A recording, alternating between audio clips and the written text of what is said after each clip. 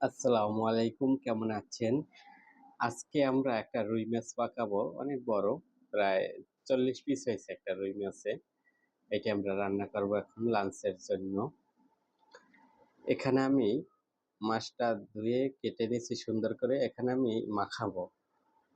লবণ দিয়ে দিছি 1 চামচ, আদা দিয়ে দিলাম 1 চামচ এবং রসুন দিয়ে দেব 1 চামচ। টেবিল চামচের 1 চামচ হলুদ দেব, একটু মরিচ দিয়ে দেব। এখানে মাখাইয়ে নিয়েছি আমি মাছটা সুন্দর করে, প্রায় 10 মিনিট ছিল মাখানো। এখন আমি মাছটা ভাইজে নেব।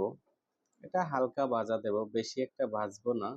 একদম টাটকা রুই মাছ তো বেশি ভাজলে টাইট হয়ে যাবে, এবং যেহেতু আমরা মাছটা মাখা মাখা করব, এজন্য হালকা ভাজা দেব, বেশি একটা ভাজা দেব না। মাছটা প্রায় আমাদের ভাজা শেষ, এখন রান্নার পালা।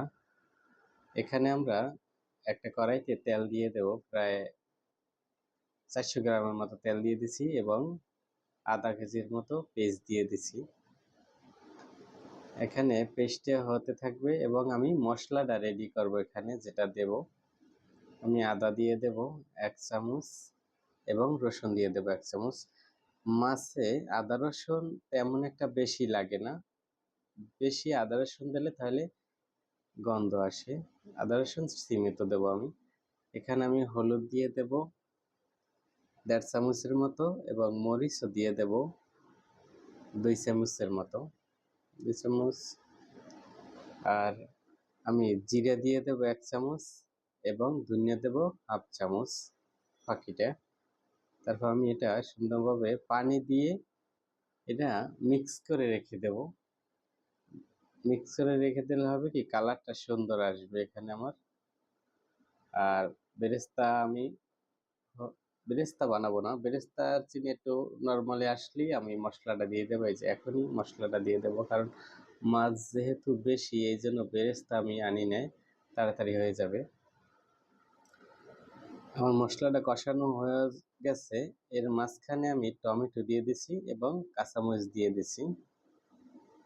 এটা মশলাটা আমার কষানো প্রায় হয়ে গেছে এখন, কিন্তু আমি মাঝে মাঝে পানি দিছি এবং কষাইছি।